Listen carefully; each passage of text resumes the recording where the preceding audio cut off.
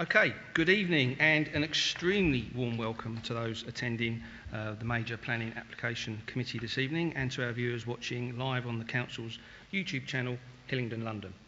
My name is Councillor Steve Tuckwell and I am the Chairman of this evening's meeting. Details of the business to be considered today are shown on the agenda and copies are accessible online underneath the live broadcast. For those present in the room this evening and attending to speak, please note that you will be filmed and any statements you make will be recorded and made public. A reminder to anyone speaking today that your voice will only be audible online if the microphone is switched on. In terms of some of domestic housekeeping, in terms of fire alarms, we are not expecting a fire drill, so if the alarm does go off, please follow officers to the fire exits and out of the building to the designated meeting points. Mobile tablets and devices, for those in the room, please ensure that you switch off any mobile devices before the meeting starts or put them onto silent. It has to be noted that councillors on the committee may use their laptops and tablets during the meeting to view the agenda and paperwork. In terms of attendees, I'd like to introduce people participating in the meeting this evening. So we'll start off with, I'll introduce Councillor Higgins, who's the Vice Chairman. We've got Councillor Chapman, Councillor Cawthorne, Councillor Duncan, the Opposition Lead, Councillor Dott and Councillor Yarrow. We also have a number of officers supporting this evening's proceedings. We have our Planning Officer Mandit Malhotra, Head of Planning James Roger, Transport Officer Alan Tilley, our Legal Advisor Kerry Monroe and our Democratic Services Officer Anisha Tedji, who will be looking after us this evening. That's the Chairman's announcements and some of the domestic arrangements announced. I can now move on to the agenda for this evening. So agenda item 1, apologies for absence, Anisha. No apologies, Chairman. Okay, agenda item 2 is declarations of interest in matters before this evening's meeting. Do we have any? Not seeing any indications, so we can move on to agenda item 3, is to receive and agree the minutes of the last meeting of the 24th of June. Can I take those as agreed? Agreed. You can note those as agreed, Anisha. And agenda item 4 is any matters notified in advance or urgent, which there aren't any. And agenda item 5 is to confirm the order of business will be as published on the agenda, but we have no items in part 2. All items will be in public, which is part 1. Okay, we can now move on to the first application this evening, which is agenda item 6, Minute Junior School, Avondale Drive in Hayes, and I'd like to hand over to Mandit to take us through this one. Over to you. Thank you, Chairman. Good evening, councillors. The application before us is for temporary buildings at Minette School. So Minette School is shown on that location plan. Normally it's shown in red, but there we go. So it's the site outlined in red here. So it's quite a large site. For context, there are 2 playing fields which serve the school to the east and then to the west. The application is seeking temporary planning permission for the erection of classrooms for 36-month duration. The temporary classrooms are required to facilitate the comprehensive redevelopment of the main school buildings in this area here. Now, the application for the refurbishment works is an application that you will see in a few months' time because it's only just been submitted. The temporary works, which will be proposed on the westernmost playing field here, are shown, I believe, on the next plan. It's an L-shaped building. Hopefully there's one that it's a single-storey block throughout the site. And it's located, as I said, on the playing field on the westernmost part of the application site. It will be providing accommodation whilst the school is refurbished. It is only for a 36-month duration. Now, there are no objections and there is no increase in pupil numbers. There were concerns from Sport England about whether there was sufficient space for playing facilities on site. Now, it has been clarified that there are 2 playing fields and subject to management of classes, there will still be sufficient space to have outdoor play for children. I do have a number of verbal updates though, so I apologise for this in advance. The agent, having seen the committee report, is concerned about a few of the pre-commencement conditions, so I do understand where his apprehensions come from. They want to get on site during the school holidays, which start, I think, tomorrow, to put these buildings up. So I will run through the verbal updates and I will do it fairly slowly, so if you have any questions you can come back to me We are proposing to remove condition number 5, which relates to accessibility. The applicants have provided us with information about all accesses being ramped and then able to facilitate disabled users. And for that reason, the plans will be added to conditions number 3 and 4 to ensure they are compliance conditions. So the first proposal is to remove the accessibility condition because we have had further information. The second request was with respect to condition number 9, which is tree protection. So at the beginning of the week, we received a very lengthy and detailed tree protection report, which the tree officer has deemed to be acceptable and would like the report added to condition number 4, which will facilitate the removal of condition number 9. Condition number 10, landscaping. Now, the applicants have said that they do not want this condition. However, the temporary buildings are there for 3 years, so I think it is important that we have a landscaping condition to ensure hard and soft landscaping is provided. First request with regard to condition number 10 is that at the moment it says no development shall take place. I'd like that to be proposed to be amended to within 3 months of this planning permission. We are given details of the landscaping, which will be implemented probably ahead of the new school year or in the next planting season. The second more valid point was that they don't believe a maintenance schedule for 5 years is necessary, and I would agree, seeing as the buildings will only be there for 3. So my proposal is to remove part 2 of the condition. And that's purely because it's only there for a temporary period. I have also forgotten to add the automatic light switch off condition for the school. Now, if I'm honest, I didn't think it was appropriate to have it because they are temporary buildings, and I'm not sure whether these temporary buildings come with the technology for automatic switch off. So I'm proposing that we ask for reasonable endeavours are made to employ devices that automatically turn the lights off when the temporary buildings are not in use. If you don't feel that we should give them the opportunity to use reasonable endeavours and you just want them automatically switched off, I will let you come back to the chairman and we can make an amendment in that way. Those are all my verbal updates. The application is recommended for approval subject to all of those edits. And if I run you through some plans, so this is the application site itself and the school buildings. They have been ad hocly updated, but they haven't been comprehensively re-provided. So the proposal would allow for the school buildings in due course, subject to planning permission being granted, be refurbished, and then the playing fields used for a temporary period to facilitate the ongoing school being used during the construction period. I will hand back to the chairman. Okay, thank you for that, Mandip. Right, we've got a few verbal updates there that I'm sure members would be keen to debate. We've got no petition or ward councillors to speak on this one, so we can go straight to the debate. Councillor Higgins. Thank you, Chairman. The lights was written here anyway, and I think it's only fair that we did ask. The last application that I think we did was Mellow Lane, if I'm correct. It was a school that we did temporary thing, and we were concerned because of the residential stuff, houses around it. So I would say that we need to keep that. The 5-year, I can understand it's only for 3 years, but if there's delays on building, and I don't know how this is funded, it's not funded by us, I don't think, so it's going to be a long time. So I think you can say 3 years, but with the condition that if there's any delays, then it will automatically kick in the 2-year period. And 3 months seems an awful long time if they're willing to put these for the the treatment of landscaping and stuff. I just think that's just a little bit. I mean, they're wanting to start works basically on Monday, and we're saying, and they're trying to get everything in place for September. So I think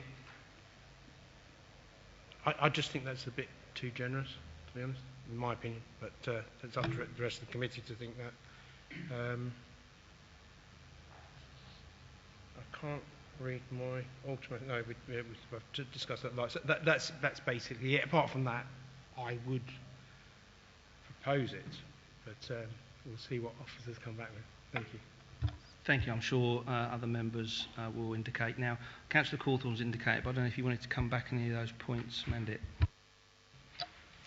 I am happy to add the standard lighting condition, and I accept that point. With respect to the 3 months to create a landscaping scheme, the 3 months is probably reasonable. They might not have anything in place at the moment, and any soft landscaping would probably need to wait until the first planting season, which will be next year. So I'm happy to reduce that down to 2 months, or I'll let other members. Let's see what other members come up with and see whether there's any a groundswell of opinion on that one.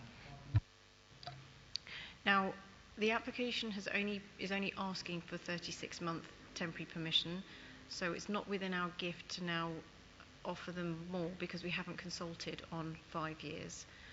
So if they were to run over time, they would need to apply for planning permission again. Have I got the wrong question? Yeah. You said to me that they're asking for us to reduce it down to 3 years from 5 years. I thought maybe I misheard. I think we're talking about condition number 10, landscaping, which requires a 5-year maintenance plan for the soft landscaping. Right, yeah. They're asking for it to just be removed. So yes, you're saying it should just go down to 3 years. Yes, that makes perfect sense. Yeah. Apologies, I got the wrong end of the stick. Thank you, Mandy. Thank you, Councillor Higgins. Councillor Cawthorne. Thank you, Chairman. Yeah, my question pertains to trees and landscaping comments, the penultimate paragraph on page 20, where we talk about the need for replacement trees, especially if those being removed are well established and taking some time, some decades, to get equivalent amenity value. Presumably we're not confined to saplings, though we can go for more mature trees, albeit not ones established to the extent of those being removed. Could I just get some clarity on that, please? Thank you.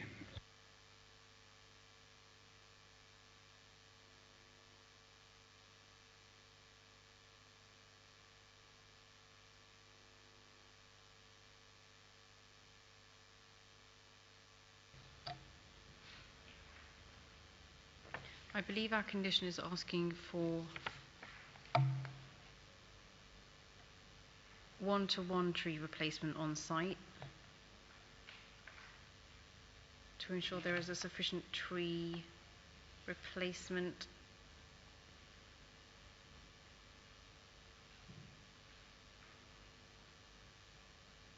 Yes, but the officer does say that normally he would ask for 2 to 3 replacement trees for every tree removed.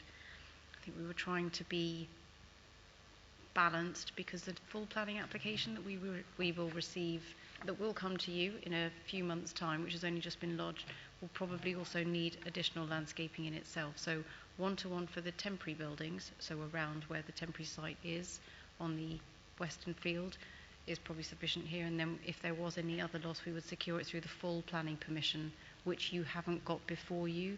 They should be considered together, and I'm sorry that they're not. If you want to have a follow-up there, Councillor, and I think James wants to come in. I was just going to say that on page 68, the red circles are the trees being removed. So it looks like there's 4 trees being removed. So we could be more. We could ask for 4 replacement semi-mature trees if members want to get to the detail. Do you want to come back on that, Councillor? Okay, I'm not sure whether this is properly a matter for our consideration now.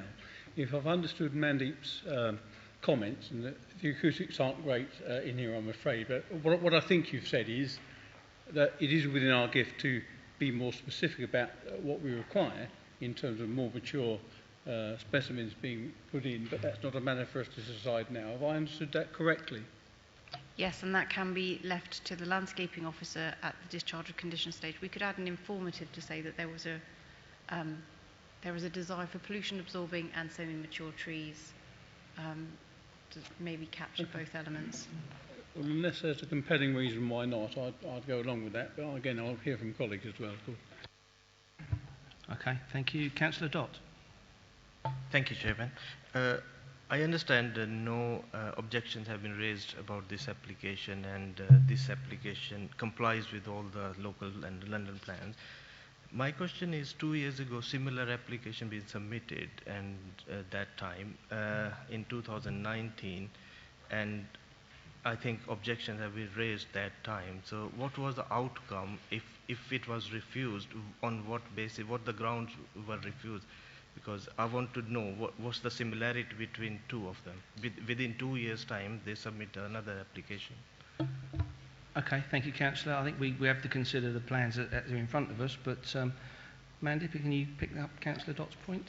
Councillor Dott, yes I can. The way in which our planning register works is that the case you're referring to, so 2297-PRC-2019-110, is actually advice. They came to us for pre-application advice. So prior to submitting this formal planning application, they came to us for advice.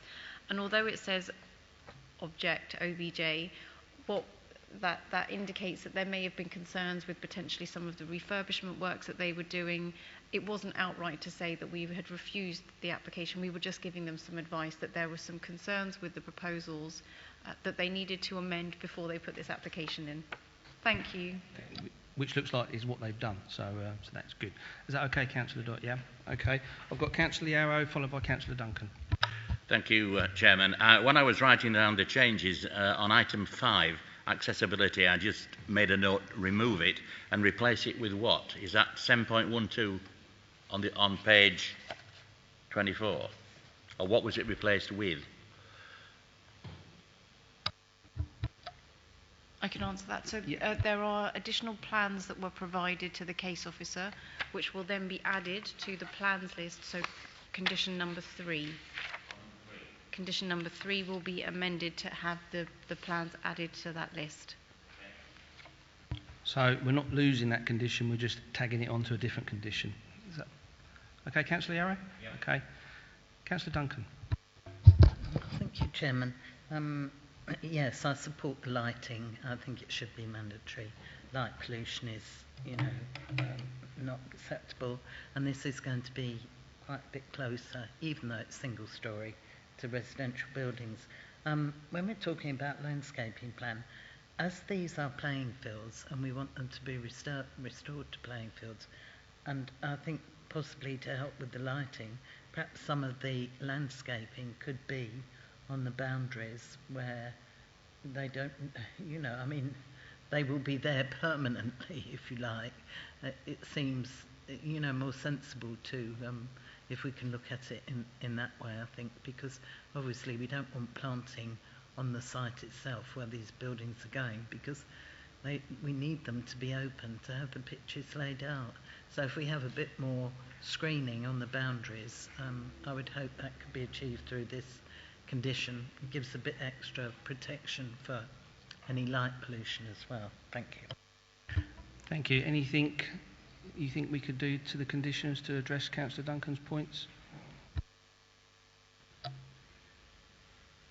Not particularly. I think one of the things that as officers we would need to do is look at what the full planning application is proposing, to make sure that when we discharge the landscaping condition for this application, there isn't a conflict, or we don't end up removing it, as you've just said. It would be a waste of money and effort to put something in where you know that it was going to be torn up in 3 years' time. I guess we can add an informative to that effect, that the landscaping condition should be read in conjunction with the current full planning application. I think that would be helpful, because let's face it, this is a phased development, and although there's a landscaping condition on this, we do have ideas about where the landscaping would better serve the development and neighbouring properties. Did you want to come into that, James? Yeah, I was just going to say that at the start of the debate we looked at condition 10 and the number of months, in the timescale for submission of the landscaping. It seems to me that actually the 3 months probably would be best, because we can then see what's happening with the planning application and ensure everything is aligned in effect. Okay. What you're saying then is that gives us a bit of an opportunity to make sure that things are where they need to be. I'm looking for Councillor Higgins. Did you want to come back on that? Yeah, sorry. I'm just a bit cynical. The 4 trees that have been going to be removed, as long as we make it quite clear as a committee that those trees will be on the table, as it were, when the major application comes. Because we are talking about this application. So if we are just talking about this application, then I would say I want them replaced like for like. So we actually say that now. Where they can be put can be done for the major application. I think just for clarity, because we end up saying our motto here is we have to do what's in front of us. So let's keep those. I think Councillor Cawthorne's point about I think we should keep them. Say we want them. We're saying we want them replaced, but they can be replaced when we see the other application in that site. So if that's okay with officers, I think that might help. I have actually proposed. So. Yeah, okay. Kerry, did you want to come Yes, Chairman. I just want to highlight that there's a new NPPF as of yesterday. It has put a lot of pressure in organising the policies to be provided verbatim today. But what I will ask is if this application is ratified, if James can get delegated authority just to put the correct 2021 NPPF references.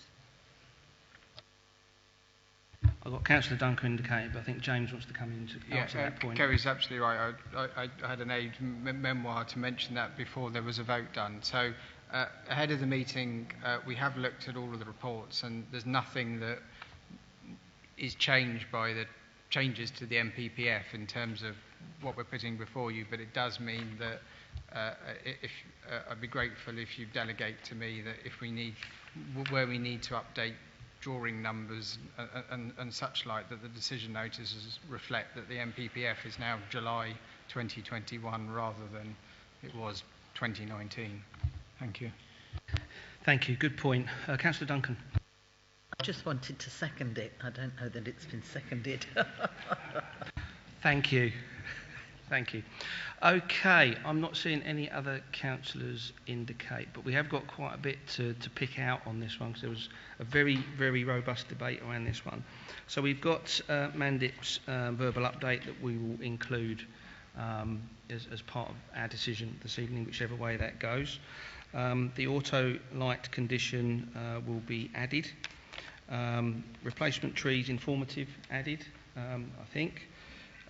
We've also got the additional landscaping condition on the point that Councillor Duncan made, and we've also got to delegate to James Roger all references to the National Planning Policy Forum framework added. So that's what we're voting on. We are moved and we are seconded. So can we take a vote on this application? All those in favour of officer's recommendation? Nisha, that unanimous? Okay. Thank you very much. Agenda item 6 this evening is approved. Thank you for everybody's time on that one. That means we can now move on to agenda item 7, which is the arena, Bennettsfield Road, Stockley Park. So, Mandip, over to you. Thank you, Chairman. Agenda item number 7 is the arena building, which is located within Stockley Park. It's just this area here, so it's quite close to the golf course and at the entrance of the Stockley Park business complex.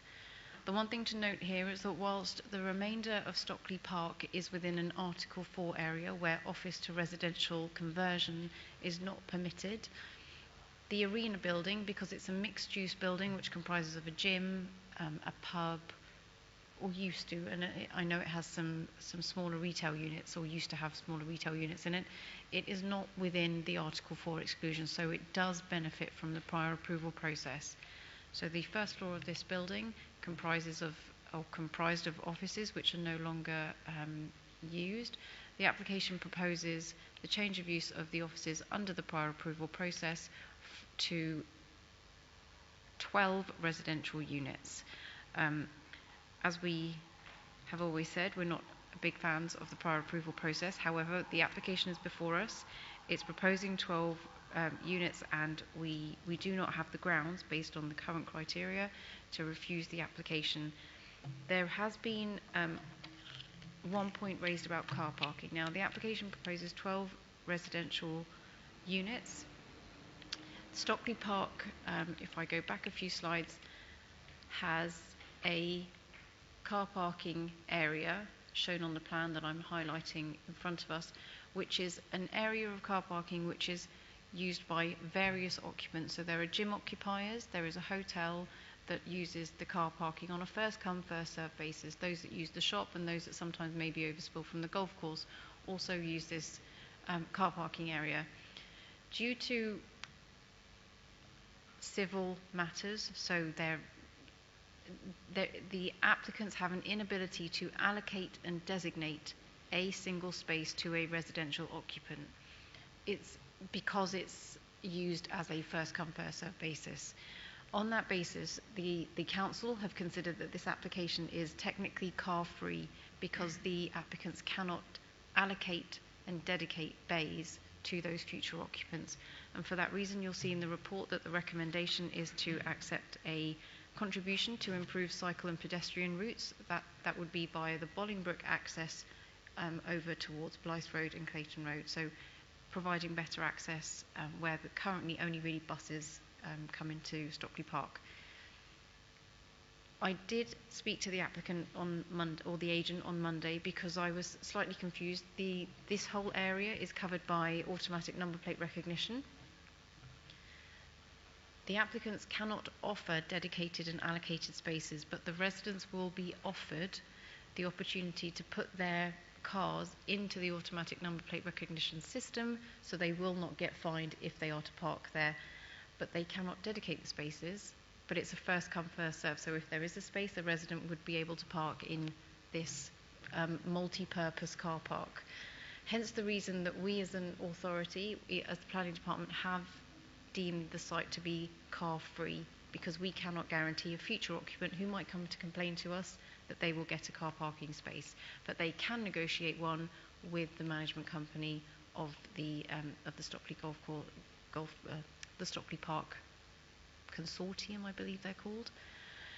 That was a very long-winded way around saying this is a car-free development, but we are securing obligations to try and improve cycle and pedestrian facilities, but there's more than likely to be car parking spaces available for future residents.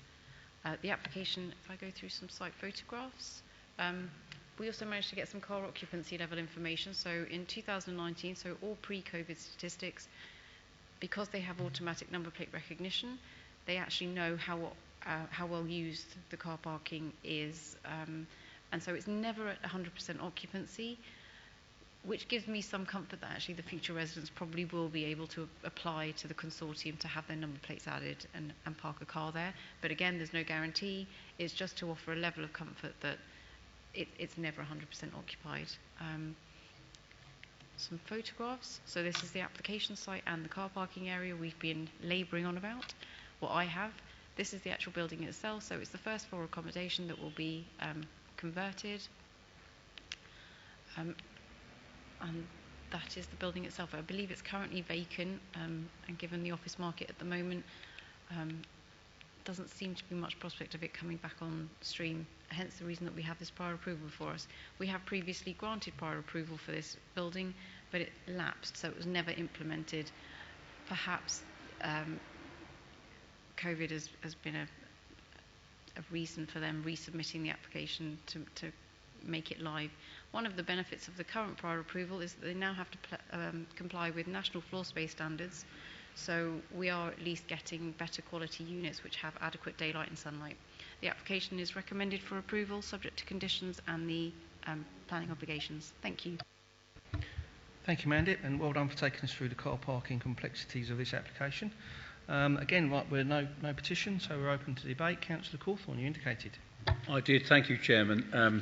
And it may be my reading the report, quite possibly, but I wanted to comment on the cycle parking proposed, the provision there. Now, page 35, penultimate paragraph, bottom of the paragraph, talks about the provision not according with the London Cycle Design Standards within the London Plan. The report at a later stage, page 38, covers off what seems to be our own policy provision around that, which seems to underline the earlier point. And then we get to the bottom of page 39, top of page 40, where we again comment on the unacceptability of this. It seems to be suggesting we're conditioning this in a way that addresses the problem. I just want to make sure I've understood that properly, because it didn't flow terribly well for me. Maybe it's just me getting used to these reports again. Do we take it that this is being conditioned in a way that gives us comfort that this cycling provision aspect is compliant? Thank you. Can you pick that one up for Councillor Cawthorne? I can. Councillor Cawthorne, after labouring on about car parking, I forgot to mention the cycle parking. So if you turn to page 33, we actually have a... is it page 33? No, sorry. We received, at the same time as this planning application, another full planning application to convert some of the public house downstairs on the ground floor to cycle parking to serve this development. Now, you cannot do the two together.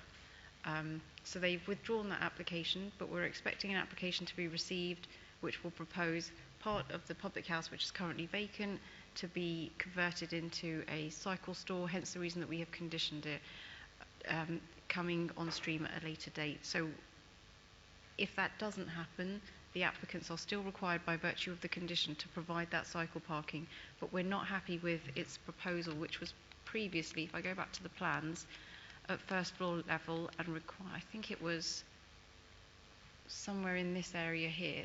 So a resident would have had to carry their bikes up the stairs, and we weren't happy with that. We were aware that there was an alternative solution, but the application couldn't be approved because this prior approval was superseding it.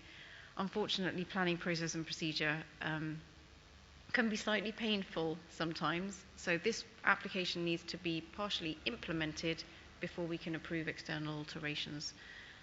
We'll try and keep that away from the planning committee and make a delegated decision. That addresses my point. Thank you, Chairman. Thank you, Councillor Cawthorne. I've got Councillor Duncan, followed by Councillor Higgins. Thank you. I just wondered why there's a contribution for pedestrians and cyclists to get to Hayes and Harlington, but not to West Drayton, which is actually, I think, closer and so may be more convenient. And whether that can be considered in it, because there isn't particularly good or safe access for either of those to here. But otherwise, I accept the inevitable. We don't have a lot of room to manoeuvre on this, and I would propose it. Okay, thank you, Councillor Duncan. Access to West Drayton. I think I'm going to tackle this the other way round. So we have a current proposal to improve pedestrian and cycle links in Hayes along Clayton Road and Blythe Road because of the amount of development that there is there. So what we're in effect doing is almost extending that scheme to Dawley Road and then Bolingbroke Way, because there is a scheme that exists that we can ask for the money for legitimately under the SIL regulations. There isn't a similar scheme from the site to West Drayton that we can then ask, and under the 56-day time frames, we don't have the time to draw up a similar scheme to West Drayton. It's unfortunate, but I think it's an approach that was supported by Highways, because via Bolingbroke Road, it is actually not that far to get to Hayes and Harlington Station. I don't know if Highways want to come in here. Did you want to come in there, Alan? Thank you, Chairman. From Stockley Park, there's direct access onto the Grand Union Canal, where the council, in partnership with the Canal and River Trust, is building a quiet way. So you can go from Stockley Park onto the canal and then turn left or right, whether you wish to go to West Drayton or Hayes and Harlington Station. If you lived on Stockley Park, Hayes and Harlington Station would be your preferred station, because when Crossrail opens, it will get twice as many services as West Drayton, because it will also have the Heathrow services. In between, it turns off to Heathrow. Okay, so we're looking to future-proof that then. Councillor Duncan, was there any comeback on that? Thank you, Chairman. Okay, no, Thank you, Alan. Thank you, Councillor Duncan. Did you want to come in on anything, James? It's just one very minor typo. On page 32D, we only have 56 days to issue a decision, and that includes the legal agreement. So it needs to be 01/08/21 is the timescale that if this legal agreement isn't completed by 1st of August, I need to have delegated authority to refuse the application, basically. Okay, thank you for that, James. Councillor Higgins. Thank you, Chairman. I just want to get this right. We're saying that it's going to be a car-free zone. We usually, if it was another development in a town centre, it would have to pass certain criteria. Is that correct? So how are we getting? Are we just doing something here that could cause a precedent for us in the future, a problem for us in the future, that we're allowing it to be car-free, even though it doesn't hit the criteria that is needed to be a car-free near a public transport or something like that? I just want us to just be some clarity on that, and I will second the matter, but I just really think that's an important thing for us to understand. Are we sort of saying, well, this is okay, so if we do something else that's say in Harefield, we'll do a building there, so that's car-free, because we can walk down the canal and get into Uxbridge. So I'm just a bit, I just need some clarity from officers on that. Right, so criteria for car-free status, I think, and PTAL will come in there at some point, I guess, yeah. I think you're right, it isn't a great PTAL and isn't hugely accessible, but I felt like we were stuck between a rock and a hard place where we can't guarantee car parking, but it is on offer. So would an inspector feel that we were being unreasonable in having refused it on those grounds? I think that's why we've taken a more balanced approach, and because there is a scheme that exists that we could contribute to providing pedestrian and cycling enhancements, we went down that route. Whether it would help us in an alternative proposal at Harefield. That's just the example. I mean, Yeah. the question for me is that if this applicant is not in control through you, Chairman, that say that the consortium decide that, do you know what, it's not the car park isn't used, that there is lots of space. They're thinking, hang on a minute, we could put another building on there, we could do something different, which will reduce down the parking spaces and then leave the person that owns this.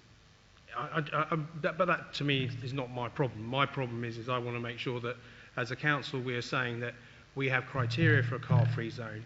Are we confident, or that this will not cause us problems down the road on other sites in the borough? That's what my point is. Thank you, Councillor. Is there anything we can put in the approval on the basis of offering spaces for future residents? Is there anything we can do with that to firm that up? Now, the applicant did offer that we could possibly impose a condition to ask that future residents are added to the ANPR system and therefore not fined, which almost binds the consortium into needing to offer the residents access to car parking.